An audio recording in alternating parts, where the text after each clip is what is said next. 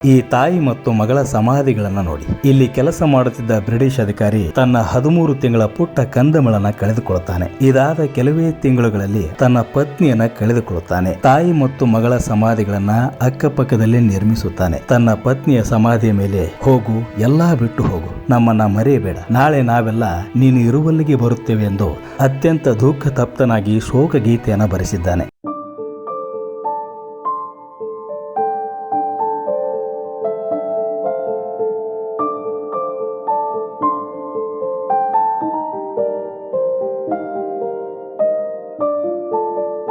ವ್ಯಾಪಾರದ ಉದ್ದೇಶಕ್ಕಾಗಿ ಬಂದ ಬ್ರಿಟಿಷರು ನಂತರ ಇಡೀ ಭಾರತವನ್ನ ತಮ್ಮ ನಿಯಂತ್ರಣಕ್ಕೆ ತೆಗೆದುಕೊಂಡು ಸುಮಾರು 200 ವರ್ಷ ಆಳಿದ ಇತಿಹಾಸ ನಮಗೆಲ್ಲ ಗೊತ್ತೇ ಇದೆ. ಇಂಗ್ಲೆಂಡ್ ರಾಣಿಯ ಆದೇಶದಂತೆ ಅಧಿಕಾರಿಗಳಾಗಿ ಸೈನಿಕರಾಗಿ ಕರ್ತವ್ಯ ನಿರ್ವಹಿಸಲು ಭಾರತಕ್ಕೆ ಬಂದ ಸಾವಿರಾರು ಬ್ರಿಟಿಷರು ಇಲ್ಲಿಯೇ ನೆಲೆಸಿ ಇಲ್ಲೇ ಮಣ್ಣಾದರು. ಹೀಗಾಗಿ ಭಾರತದ ಹಲವು ಕಡೆ ನಮಗೆ ಬ್ರಿಟಿಷರ ಸಮಾಧಿಗಳು ಕಂಡು ಬರ್ತವೆ. ಬಾಗಲಕೋಟೆ ಜಿಲ್ಲೆಯ ಕಲಾದಗಿ ಗ್ರಾಮದಲ್ಲಿ ಸುಮಾರು 200 ವರ್ಷಗಳ ಹಿಂದಿನ ಬ್ರಿಟಿಷರ ಗೋರಿಗಳಿದ್ದು ಇತಿಹಾಸ ಪ್ರಿಯರ ಗಮನ ಸೆಳೆಯುತ್ತಿವೆ. 1820ರಿಂದ 1884 ಅವಧಿಯಲ್ಲಿ ಮೃತಪಟ್ಟ ಬ್ರಿಟಿಷ್ ಅಧಿಕಾರಿಗಳು ಮತ್ತು ಅವರ ಸಂಬಂಧಿಕರ ಶವಗಳನ್ನ ಇಲ್ಲಿ ಹೂಳಲಾಗಿದೆ. ಆದರೆ ಕಲಾದಗಿಯಲ್ಲೇ ಏಕೆ ಸಮಾಧಿಗಳನ್ನ ನಿರ್ಮಿಸಲಾಯಿತು ಎಂಬ ಕುತೂಹಲ ಎಲ್ಲರನ್ನ ಕಾಡುತ್ತದೆ.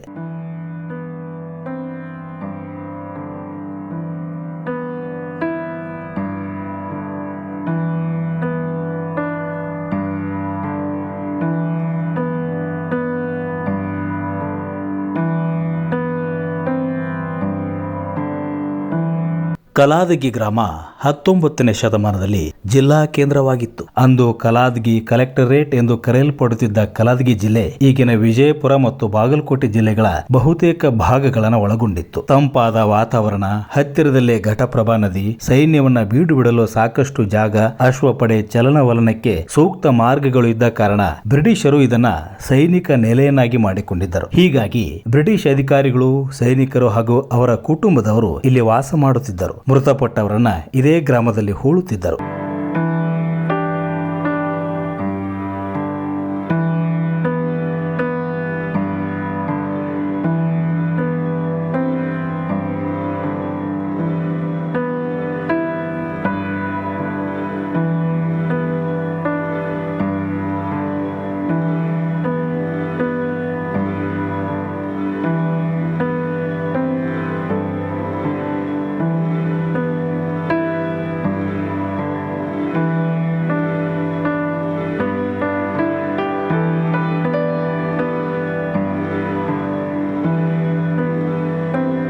ಇಲ್ಲಿ ಒಟ್ಟು 64 ಗೋರಿಗಳಿದ್ದು ಇವುಗಳನ್ನ ಚುರುಕೆಗಾರೆ ಸುಟ್ಟ ಇಟ್ಟಿಗೆ ಬಳಸಿ ನಿರ್ಮಿಸಲಾಗಿದೆ. ಸಮಾಧಿಗಳು ಬಹಳ ಎತ್ತರವಾಗಿದ್ದು ದೂರದಿಂದ ನೋಡಿದಾಗ ಗೋಪುರದಂತೆ ಕಾಣಿಸುತ್ತವೆ. ಗೋರಿಗಳ ಮೇಲೆ ಇಂಗ್ಲಿಷ್ ನಲ್ಲಿ ಮೃತಪಟ್ಟವರ ಹೆಸರು, ತಂದೆಯ ಹೆಸರು ಮತ್ತು ಮೃತಪಟ್ಟ ದಿನಾಂಕ, ವರ್ಷ, ವಯಸ್ಸನ್ನ ಕಲ್ಲಿನಲ್ಲಿ ಕೆತ್ತಲಾಗಿದೆ. 13 ತಿಂಗಳ ಪುಟ್ಟ ಕಂದಮನಿಂದ ಹಿಡಿದು ಎಲ್ಲ ವಯೋಮಾನದವರ ಗೋರಿಗಳು ಇಲ್ಲಿವೆ. ಈ ಸಮಾಧಿಗಳು ವಿಕ್ಟೋರಿಯನ್ ಶೈಲಿಯ ಯುರೋಪಿಯನ್ ಸಮಾಧಿಗಳ ಮಾದರಿಯಲ್ಲಿದ್ದು ಕ್ರಾಸ್ ಗುರುತು, ಕಲ್ಲಿನ ಫಲಕಗಳು, ಶಿಲಾಶಾಸನಗಳನ್ನು ಹೊಂದಿವೆ. ಕೆಲವು ಸಮಾಧಿಗಳ ಮೇಲೆ ಗ್ರಾನೈಟ್, ಮಾರ್ಬಲ್ ಹೊದಿಕೆಗಳಿವೆ. ಸಮಾಧಿಯ ಮೇಲ್ಭಾಗ ಪಂಚಲೋಹ, ಚಿನ್ನದ ಶಿಲುಬೆ ಇದ್ದಿರಬಹುದು. ಬಹಳ ವರ್ಷಗಳ ಹಿಂದೆ ದುಷ್ಕರ್ಮಿಗಳು ಅದನ್ನೆಲ್ಲ ದೋಚಿರುವ ಸಾಧ್ಯತೆ ಇದೆ.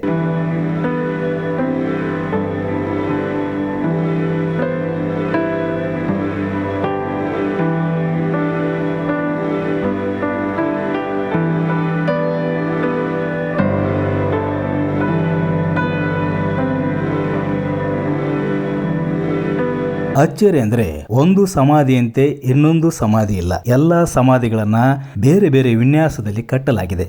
ಕೆಲವು ಸಮಾಧಿಗಳ ಮೇಲೆ ಸ್ಪಷ್ಟವಾಗಿ ಅಕ್ಷರಗಳು ಕಾಣುವ ನಾಮಫಲಕಗಳು ಕಂಡು ಬರುತ್ತವೆ. ಕೆಲವು ಸಮಾಧಿಗಳ ಮೇಲೆ ಇರುವ ನಾಮಫಲಕಗಳನ್ನ ಓದಲು ಸಾಧ್ಯವಾಗದಷ್ಟರ ಮಟ್ಟಿಗೆ ಹಾನಿಗೆ ಒಳಗಾಗಿವೆ. ಕೆಲವು ಸಮಾಧಿಗಳ ಮೇಲಿನ ಫಲಕಗಳನ್ನ ಕಿಡಿಗೇಡಿಗಳು ನಾಶ ಮಾಡಿದ್ದಾರೆ ಮತ್ತು ಕಿತ್ತು ಹಾಕಿದ್ದಾರೆ. ಇದರಿಂದಾಗಿ ಕೆಲವು ಸಮಾಧಿಗಳು ಈಗ ಅಪರಿಚಿತವಾಗಿಯೇ ಉಳಿದುಕೊಂಡಿವೆ. ಒಂದೊಂದು ಸಮಾಧಿಯ ಹಿಂದೆಯೂ ಕಣ್ಣೀರ ಕತೆ ಇದೆ. ಕಾಲರಾದಿಂದ ಮೃತಪಟ್ಟ ಸೈನ್ಯಾಧಿಕಾರಿ, ಅನಾರೋಗ್ಯಕ್ಕೆ ತುತ್ತಾದ ಯುವತಿ, ಕೆಲವೇ ತಿಂಗಳುಗಳ ಅಂತರದಲ್ಲಿ ಸಾವಿಗೀಡಾದ ಅಮ್ಮ ಮಗಳು, ನದಿಯಲ್ಲಿ ಈಜಲು ಹೋಗಿ ದುರಂತಕ್ಕೀಡಾದ ಸ್ನೇಹಿತರು, ಹೀಗೆ ಹಲವು ದುರಂತ ಕಥೆಗಳು ಈ ಸಮಾಧಿಗಳ ಹಿಂದೆ ಇವೆ.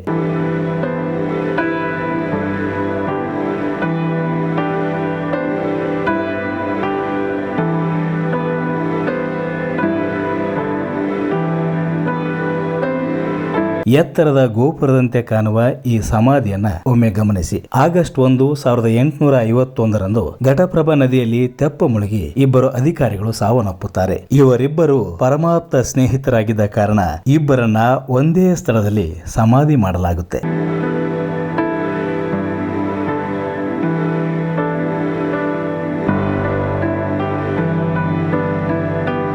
ಈ ತಾಯಿ ಮತ್ತು ಮಗಳ ಸಮಾಧಿಗಳನ್ನ ನೋಡಿ. ಇಲ್ಲಿ ಕೆಲಸ ಮಾಡುತ್ತಿದ್ದ ಬ್ರಿಟಿಷ್ ಅಧಿಕಾರಿ 1921ರ ಅಕ್ಟೋಬರ್ ತಿಂಗಳಲ್ಲಿ ತನ್ನ 13 ತಿಂಗಳ ಪುಟ್ಟ ಕಂದಮಳನ್ನ ಕಳೆದುಕೊಳ್ಳುತ್ತಾನೆ. ಇದಾದ ಕೆಲವೇ ತಿಂಗಳುಗಳಲ್ಲಿ ಅಂದರೆ 1922ರ ಜುಲೈ ತಿಂಗಳಲ್ಲಿ ತನ್ನ ಪತ್ನಿಯನ್ನ ಕಳೆದುಕೊಳ್ಳುತ್ತಾನೆ. ತಾಯಿ ಮತ್ತು ಮಗಳ ಸಮಾಧಿಗಳನ್ನ ಅಕ್ಕಪಕ್ಕದಲ್ಲಿ ನಿರ್ಮಿಸುತ್ತಾನೆ. ತನ್ನ ಪತ್ನಿಯ ಸಮಾಧಿಯ ಮೇಲೆ, ಹೋಗು, ಎಲ್ಲಾ ಬಿಟ್ಟು ಹೋಗು, ನಮ್ಮನ್ನ ಮರೆಯಬೇಡ, ನಾಳೆ ನಾವೆಲ್ಲ ನೀನು ಇರುವಲ್ಲಿಗೆ ಬರುತ್ತೇವೆ ಎಂದು ಅತ್ಯಂತ ದುಃಖ ತಪ್ತನಾಗಿ ಶೋಕ ಗೀತೆಯನ್ನು ಬರೆಸಿದ್ದಾನೆ. ಜೊತೆಗೆ ಆಗಸ್ಟ್ 10, 1827ರಂದು ಮೃತಪಟ್ಟ 15 ತಿಂಗಳ ಮಗು ಹಾಗೂ ಸೆಪ್ಟೆಂಬರ್ 6, 1824ರಂದು ಮೃತಪಟ್ಟ 17 ತಿಂಗಳ ಮಗುವಿನ ಸಮಾಧಿಯನ್ನ ನೀವಿಲ್ಲಿ ಕಾಣಬಹುದು.